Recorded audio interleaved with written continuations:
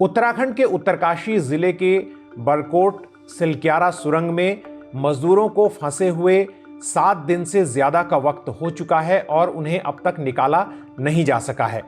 इन मजदूरों की संख्या जो पहले 40 बताई जा रही थी, अब कहा जा रहा है कि 41 मजदूर इस सुरंग के भीतर फंसे हुए हैं। शनिवार को प्रधानमंत्री के पूर्व सलाहकार भास्कर खुलबे एक प्रतिनिधिमंडल के साथ यहां पहुंचे और उन्होंने उच्च अधिकारियों के साथ बैठक की। पत्रकारों से कहा कि 5, 6 या 7 दिनों में इन मजदूरों को यहां से निकाल लिया जाएगा। उन्होंने ये भी बताया कि 5 योजनाओं पर काम किया जा रहा है इन मजदूरों को निकालने के लिए, और अब जो पहाड़ को हॉरिजॉन्टली और वर्टिकली दोनों तरीके से ड्रिल किया जाएगा ताकि उन मजदूरों तक पहुंचकर उन्हें बाहर निकाला जा सके। इसके लिए नेदरलैंड से एक मशीन मंगाने की बात भी कही गई है और उससे ये बताया जा रहा है कि वर्टिकल ड्रिलिंग में मदद मिलेगी। इस बीच आपने देखा होगा कि सोशल मीडिया से लेकर तमाम अखबारों में इस सुरंग को बनाने के तरीके को लेकर विवाद हुआ है और सवाल उठे हैं कि क्या नियमों का समुचित पालन नहीं किया गया। हम आपको बता दें कि गंगोत्री और यमुनोत्री को जोड़ने वाली ये सुरंग कोई 4.5 किलोमीटर लंबी है और इसको बनाने का मुख्य उद्देश्य गंगोत्री और यमुनोत्री जो तीर्थ स्थान हैं उनके बीच की दूरी को कम करना है। ये 4 धाम यात्रा प्रोजेक्ट, जिसे महामार्ग प्रोजेक्ट भी कहा जाता है, अब ऑल वेदर रोड प्रोजेक्ट, उसका ही एक हिस्सा है। और इससे ये उम्मीद जताई सरकार ने जब 2018 में प्रेस नोट जारी किया था इस प्रोजेक्ट को अप्रूव करते हुए कि इससे 20 किलोमीटर की लगभग दूरी कम होगी और 45 मिनट का वक्त तीर्थयात्रियों का बचेगा। लेकिन जब भी ऐसे प्रोजेक्ट बनाए जाते हैं तो उनमें काफी सावधानी बरती जाती है। अब 2-3 सवाल यहां पर उठते हैं कि क्या सुरंग बनाना यातायात का, परिवहन का सही तरीका है, ट्रांसपोर्ट का सही तरीका है? तो इस बारे में हमने विशेषज्ञों से बात की और खुद रिसर्च की कोशिश की कि दुनिया भर में, दुनिया के तमाम देशों में, चाहे वो यूरोप हो, चाइना हो,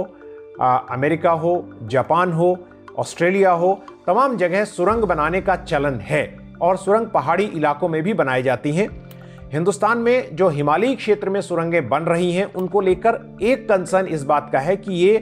अति भूगर्भीय क्षेत्र है, सीज्मिकली एक्टिव जोन है और यहाँ के पहाड़ काफी संवेदनशील हैं। तो इसलिए जिम्मेदारी ये ज्यादा हो जाती है कि नियमों का भरपूर पालन किया जाए। जो जियोलॉजिस्ट हैं नवीन जुयाल, जो सुप्रीम कोर्ट की कमेटियों में भी रह चुके हैं और जो अहमदाबाद स्थित फिजिकल रिसर्च लेबोरेटरी में पूर्व साइंटिस्ट रहे हैं, उनका कहना है कि ज़रूर सुरंग जो है वो सड़क बाहर कन्वेंशनल तरीके से, पुराने तरीके से बनाने के मुकाबले एक बेहतर तरीका है, क्योंकि इससे बहुत सारा जो कोलेटरल डैमेज है वो नहीं होता, क्योंकि स्लोप डिस्टेबलाइजेशन जैसी समस्याएं इसमें नहीं होती। लेकिन उनका ये कहना है कि इसके लिए जियो टेक्निकल सर्वे और तमाम भूगर्भीय जो रॉक मास का अध्ययन किया जाना बहुत ज़रूरी है। हमने जियोलॉजिकल सर्वे ऑफ इंडिया के पूर्व अध्यक्ष PC नवानी से भी इस बारे में बात की और डॉक्टर नवानी ने भी हमको यही बताया कि ये जो पूरा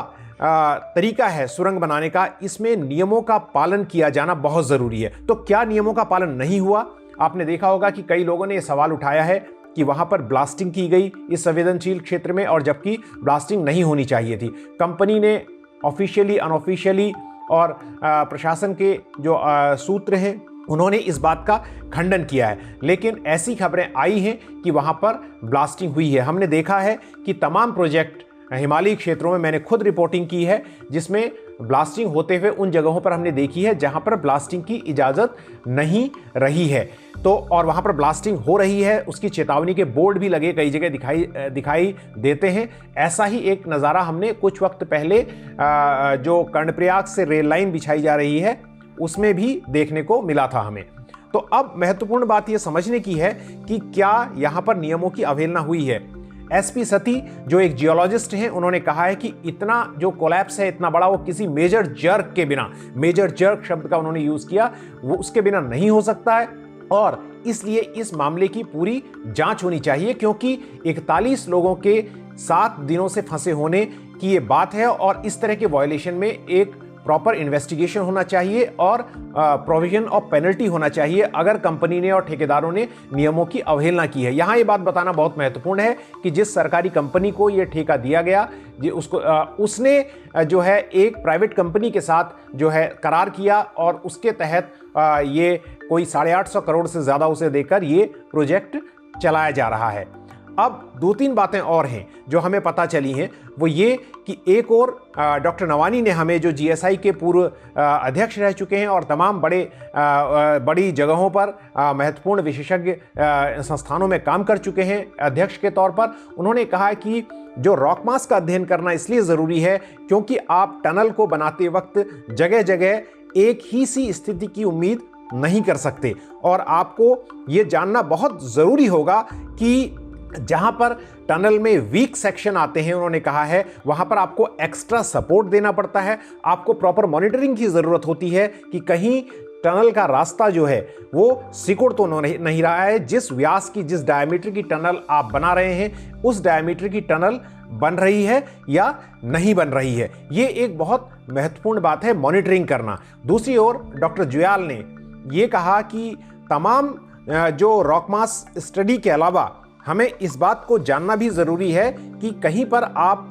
सुरंग बनाते समय वाटर सोर्सेस को पंक्चर कर सकते हैं और बहुत सारे पानी का टनल में आना फिर अवश्यंभावी हो जाता है और आसपास के इलाके में जो वाटर रिसोर्सेस हैं वो डिप्लीट हो सकते हैं और जो रूफ है, सुरंग की रूफ है, उसके गिरने के साथ दीवारों के भी कोलैप्स होने का खतरा रहता है। उन्होंने हमसे बातचीत में इस बात की आशंका जताई कि अगर प्रॉपर सर्वे हुआ होता तो इस तरह की घटना नहीं होती और जिसका एक अंदाजा है कि यहाँ लापरवाही बरती गई है। डॉक्टर नवानी ने हमसे कहा कि जो इंजीनियरिंग जियोलॉजिस्ट की ज़रूरत होती है, लेकिन अक्सर ये मामला ठेकेदारों पर छोड़ दिया जाता है और जब इंजीनियरिंग जियोलॉजिस्ट हमें बताते हैं कि यहाँ पर पूरी सावधानी बरती जानी चाहिए और यहाँ पर हमें इतनी तेज़ी से काम नहीं बढ़ा सकते जितनी तेज़ी से कंपनी या ठेकेदार चाहते हैं, तो उस वक्त पैसे का हवाला देकर अक्सर नियमों की अवहेलना की जाती है। तो इन तमाम बातों को देखते हुए ये कहा जा सकता है कि जहाँ 41 मजदूरों को निकालने की जद्दोजहद चल रही है और उसमें जल्द से जल्द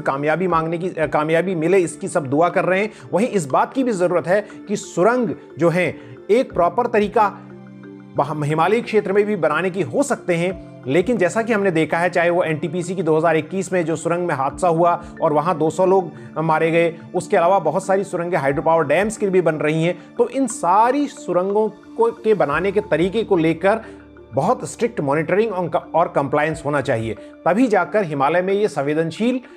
जो प्रोजेक्ट हैं वो कामयाब होंगे। सुरंग बनाने के तरीके से किसी का कोई विरोध नहीं हो सकता, सुरंग से किसी का कोई विरोध नहीं हो सकता है, लेकिन सुरंग बनाने का तरीका समुचित होना चाहिए, ऐसे नियमों के, नॉर्म्स के पालन के साथ होना चाहिए कि हिमालय की संवेदनशीलता और उसकी भूगर्भीय संवेदना जो है उसका पूरा ख्याल रखा जाए।